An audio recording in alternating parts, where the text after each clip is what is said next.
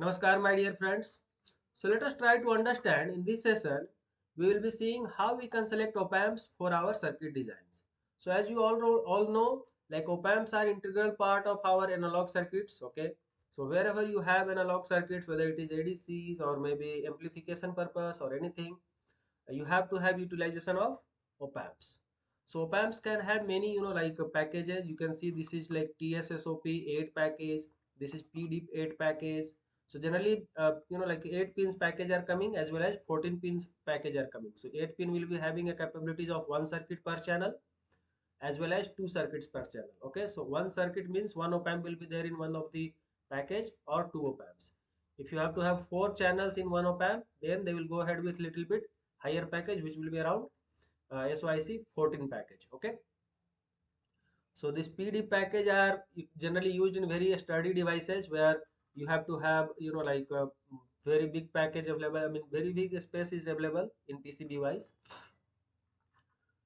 These are TO220 package and TO263 package. So these are the op-amps which are of power, like higher capacity op-amp. Like they will be giving you current outputs of around 1 ampere, 2 ampere, something like that. So they are power op-amps. So let us try to understand what are the different parameters that we should understand, we should select during the selection of op-amps, because this is going to be a like a determining factor for your circuit design about its accuracy or its like robustness or all those things. Okay, so in this manner we'll try to understand the parameters. The first parameter would be what are the manufacturers that we are going to target of. Okay, so I have listed some of the manufacturers. Let us say some of the famous manufacturers for op-amps are, like one of the best one is Microchip and Texas Instruments. So Texas Instrument has lot of like various options available for op-amps. We have ST Microelectronics. One of the premium companies Analog Devices. So Analog Devices is a combination of now Maxim Integrated, Linear Technology. So those were like quite good companies for op-amps and all. And at the same time, even Analog Devices is also having its own op-amps. So Analog Devices is one of the premium company for op-amps. We have Nexperia, we have Taiwan Semiconductor, we have Rome Semiconductor, we have Infineon, onsemi, Renesas, Diode Incorporated. So lot of companies are there. Okay. Now, next parameter would be what is the manufacturer part number. So part number will depend based on your, like requirement of different specifications that we will see one by one. Like what are the different specifications, basically voltage rating, current rating, all these things. We'll try to understand one by one. What is the description of this part number? So description is basically nothing but this is going to be an op-amp with let us say like four circuits per package with general purpose device with SOIC package or SOIC 14 package. So all these informations will be available in your description so that you can understand in one like line that what are the different things available. Okay, other parts are or other parameters for this particular like op-amp selection process is what is the product status. So product status is nothing but whether it is active or not. Okay, so the op-amp that you are going to select must be active. You can check with your either manufacturers or there are lot of third party tools. Let's say Silicon Expert is there, and even some of the vendors, let's say we have DigiKey, Mauser. So those are also like companies which are trying to give what is the product status, like whether it is going to be like end soon or it is having it is active. Okay, so generally they will mention in their website whether it is going to be end of life or NRND. Okay, end of life is EOL, NRND is not recommended for new designs.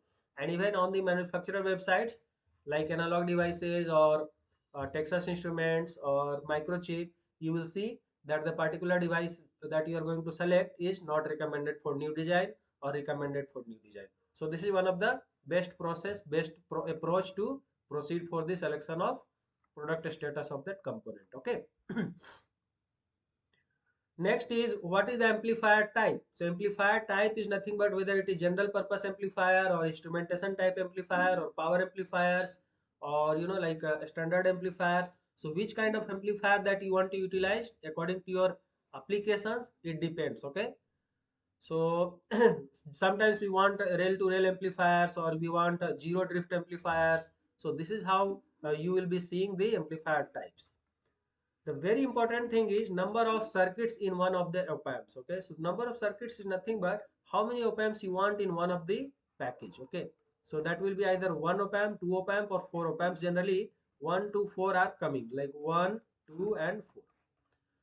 So basically if you have to have very specific application, you will be going ahead with only one op amps. Okay, where you don't want any other circuitry to disengage into the other op amps parts. Okay, or you don't want to, what is that, uh, want the circuit to be very closer to another amplifier circuit. So that's why you go for one op amp application.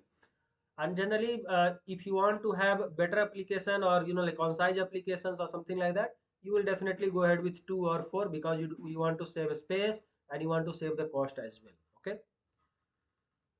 Similar to that features, as I already told you, whether it is going to be zero drift amplifier or rail to rail amplifier.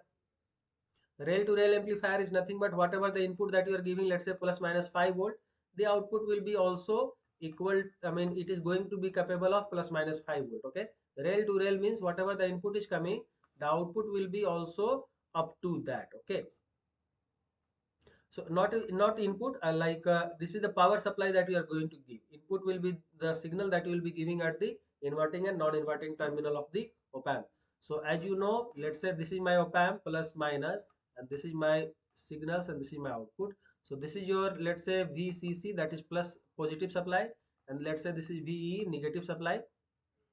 So generally if it is like unipolar side, then you will be giving VE as 0, and this is your V in plus positive non-inverting inputs, and this is your V in minus, that negative input. Okay, and this is your V output. So the V output will be clipped at the to the limit of VCC plus and VE minus. Okay, so this is the range that is going to decide about the rail to rail or not rail to rail.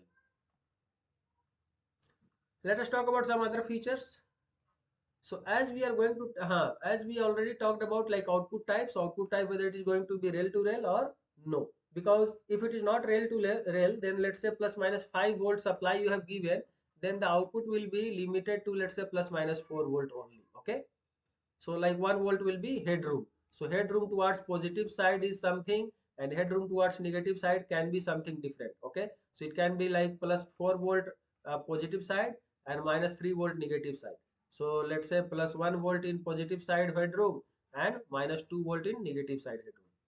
Sleeve rate is very important. Like let us say it is going to be 0.3 volt per microsecond or something like that, or 1 volt per microsecond, or even 0.05 volt per microsecond. So how quickly you want your signal to rise to its maximum limit or the saturation level, it depends on the slew rate. Okay, so lower the slew rate, it will be better. If it is very high, then it may give you little bit of instability, but that these days, like, they are stabilized, that is not a problem at all. Another parameter that is to be taken into account is gain bandwidth product. So let us say you are going to give a signal of, let's say, 1 kilohertz. Okay, so definitely you don't want your bandwidth of the op amp, let's say 1 kilohertz or 2 kilohertz only. Okay, that is going to attenuate your signal. So you will be definitely taking minimum 5 times, 5x times, or let's say 10x times the bandwidth. So for 1 kilohertz signals, you will be going ahead with, let's say, 500 kilohertz bandwidth of the op amp, or let's say 1 megahertz bandwidth of the op amp, something like that. These days op amps are coming up ahead with 20 megahertz or even gigahertz op amps are coming. Okay, but that will be little costlier. Now what is the voltage offset? So voltage offset is nothing but, with even if you give a 0 volt at the inputs, there will be a offset voltage, let's say 3 millivolt or something like that. Okay, 3 millivolt, or let's say 10 millivolt, or let's say 0.01 millivolt.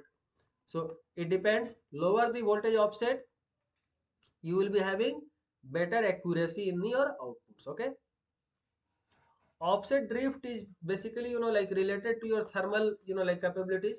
Basically with increase in temperature, there will be a drift in the outputs. that can drift by let's say 0.1 microvolt or something like that. So if you don't want your like any drift at all in your circuit, in that case you have to choose a like op amp with zero drift capabilities. Okay, now you are going to talk about quiescent current. So quiescent current will be also a parameter which we'll be talking about. So lower the quiescent current, better the op amp is, and it will be costlier as well. Noise level, so noise level will be like let's say 1 millivolt per like a square root of hertz. Okay, so like that it is mentioned, or nanovolt per like a square hertz. So that we will see a parameter in the like parameter phase. We have current input bias, like what is the bias current. We have common mode rejection ratio, let's say it is 80 dB or maybe 120 dB. So higher the CMRR, better the op amp will be. What is the current supply? Let's say it is going to take about 5 microampere current supply. So current supply means there, as you know, like there will not be any current passing through the like op amp circuits. However, there will be a current supply that will be needed to switch on the op amp. Okay, like power up the op amp. So for that purpose, current supply is given. Some other parameters are what is the voltage range that I was going to talk about. So voltage range minimum, let's say minimum 3 volt is needed to like power on the op amp, or maximum it is needed, let's say plus 36 volt.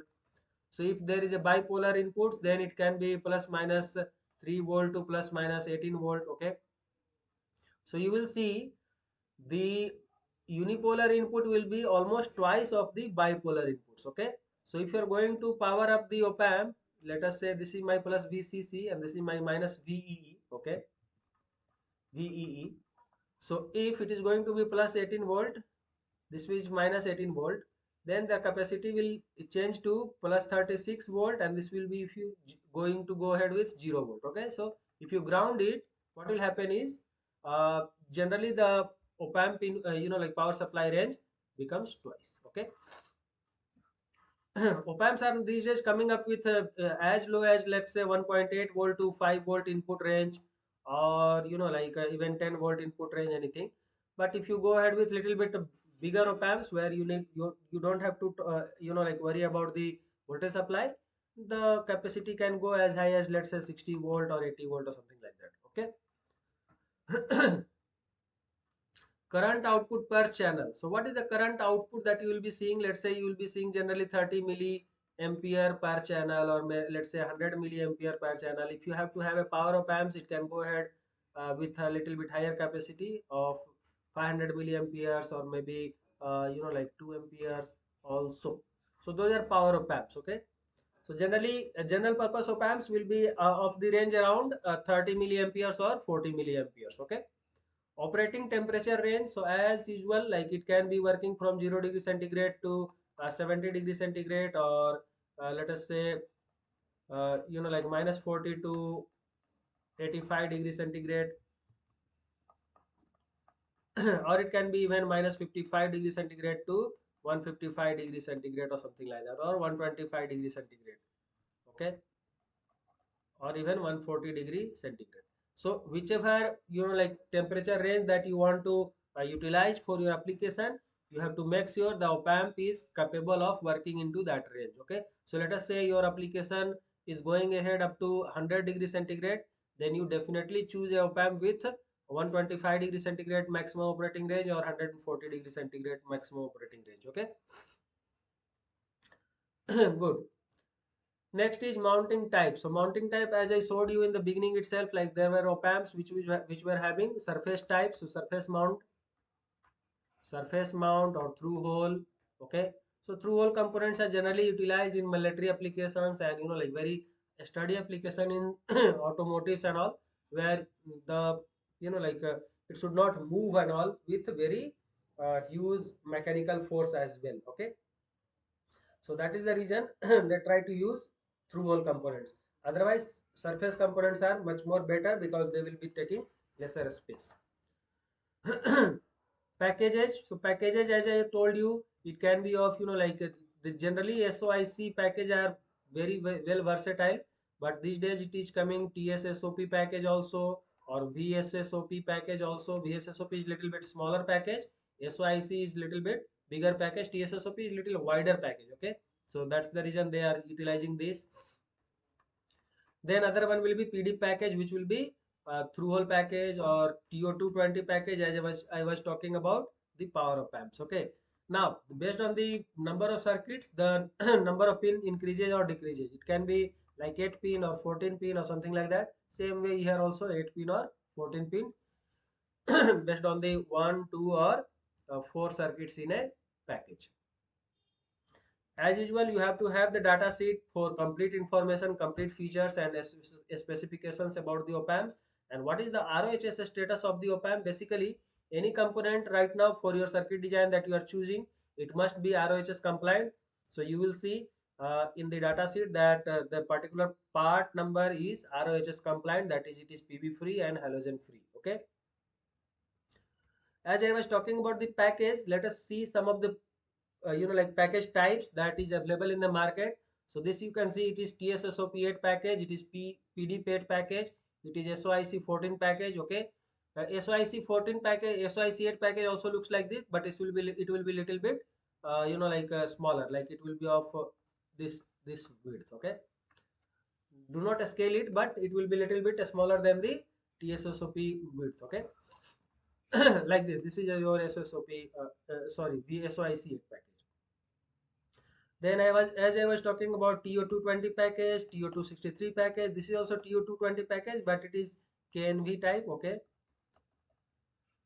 or KNT type, something like that. But the thing is, these are the like different power op amps that are used. Okay, so this is how you this is how you have understood some of the op amps. Let us say some of the part numbers that you can like easily utilize for your application. Like LM358 is very well versatile, LM290 is there, LM290 290 2904 is there, LM324 is one of the very common op amps. OPA 2277 is there, which is having zero drift capabilities and all. OPA 547 is actually power op amp, which is having very high capacity of around 0.5 ampere outputs. Okay, so these are the op amps that is there from let's say Texas Instruments and all. Then we have MCP 602 from Microchip. And so many other op amps are there, but I'm just giving you some numbers. Okay, we have analog devices also, like Maxim integrated. There are Max 40242 or 40077, or ADA 8629 is there, even ADA 8692 is there. Okay, ADA AD 820 is there, or LT 1630 is there. So whichever op amps that you want to choose, it must like meet your specifications as per your circuit design. Okay, so if you do find any questions or any like a specific application requirement for your op amp selections, you can put down your queries in the comment box and I shall be able to answer you out. However, what we'll do is we'll take up one or two op amp part numbers and we'll try to understand complete like parameters of what is available from the data sheets, right? So let me just open an Excel sheet. So I have listed one part number which is going to be uh, LM358 ADR. Okay, so in this part you can see this is a part from Texas Instrument, and the description is IC op amp. GP means general purpose, 2 circuits, 8 SOIC, means the package is SOIC package. Product status you can see it is active. Amplifier type, it is general purpose amplifier, means any analog circuits you can utilize it, where there is no like a specific requirement of zero drift or maybe uh, like a instrumentation amplifier or something like that. How many number of circuits is there? The two, as we already told. It is a standard amplifier, and output type is rail to rail, means whatever the power supply is there, a output will be also capable to reach to that voltage. We have slew rate of 0.3 volt per microsecond. Okay, you can see gain bandwidth product I was talking about, so it is having 700 kilohertz capacity. So gain bandwidth it will be having like this, so it will be 700 kilohertz. So your signal must be within this. Okay, otherwise it will be clipped off. Then offset voltage is 3 millivolt. Then quiescent current is 0.35 milliampere, that is 350 microampere. Okay, Then we have voltage noise, as I was telling or talking to you. So it is 40 nanovolt uh, square root of hertz. Okay, so 40 nanovolt noise is there. We have offset drift just 7 microvolt per degree centigrade. So if you have to utilize in a temperature sensitive device or something like that, then you must have offset drift as close to zero as possible. Okay, you have current bias that is 100 nanoampere. We have voltage input bias that is 2 millivolt.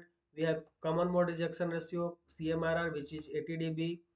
So current supply is there, which will be requiring just 500 microampere current, and current output per channel is 30 milliamperes. If you see voltage supply minimum, we have 3 volt. We have voltage supply maximum that is 30 volt. Okay, and the architecture is bipolar, like you can give plus minus both signals. Okay, architecture is bipolar that I told you. We have operating temperature range up to 0 to 70 degree centigrade, and it is SMD device, that is mounting type is SMD. ROHS 3 compliant, and the package is SYC package. The same series is having another packages also, like if you can see, we have PD package, we have SYC8 package, we have TSSOP8 package, we have VSSOP8 package. So this is how LM358 is one of the general purpose like op amp used for many general purpose applications. Okay. Now let us talk about another op amp. We have taken one zero drift op amp. So this is going to be a OPA 2277. Okay, so this is also having two circuits in SYC8 package. It is active status. It is also a general purpose device. We have two number of circuits in one op amp, and the feature is it is standard amplifier. We have rail to rail. So no, it is not rail to rail. That is you have to understand. Then slew rate is little bit higher, which is 0.8 volt per microsecond. Gain bandwidth product is also a little bit high, which is 1 megahertz. Okay. Now voltage offset is 0.02 millivolts, so it is very less. Earlier we had seen, like offset voltage was little bit higher. You can see in this one how much offset voltage was there is 3 millivolt, right? And here it is just 0.02 millivolts, so it is very good. Then quiescent current is also very less, which is 0.79 milliamperes. We have voltage noise, which is very less, which is 8 nanovolt uh, square root of hertz. And offset drift is very small, which is very close to zero almost. You can see zero point 0.1 microfarad just. So for each degree rise in temperature, there will be a shifting of 0 0.1 microvolt. So that you have to understand, and you have to compensate that output if it is temperature sensitive. Input bias current is there, so which is going to be 1 nanoampere. We have CMRR, which is very good, 140 dB. And we have current supply that will be requiring 790 microampere. We have output current per channel, that is 45 milliampere. We have minimum input supply that will be needed for this is 4 volt. So it will be suitable for your like 12 volt applications, or 18 volt application, or maybe like 24 volt applications. Even 9 volt or 5 volt application you can utilize, but the suggestion will be to use with 12 volt applications. Okay. Architecture is again bipolar. It is operating temperature is -40 to 85 degrees centigrade, and again it is SMD package, and we have ROHS 3 compliant, and the package is SOIC8. Same IC OPA 2277 is like available in PD package also and VSON package also. Okay, so this is how the other packages are also there. So this is the datasheet link. We can go ahead to Texas Instrument and see what is the all other features as well. Now let us talk about one more op amp last, which we will talk about power op amps. So that is very important. So we have taken again one op amp from Texas Instrument, that is OPA 547.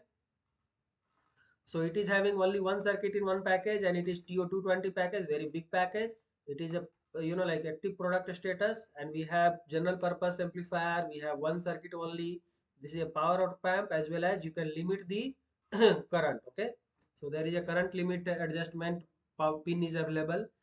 It is also rail to rail op amp, and the slew rate is very high, which is 6 volt per microsecond. The gain bandwidth product is 1 megahertz. We have voltage offset of around 5 millivolt, and quiescent current is 10 milliampere.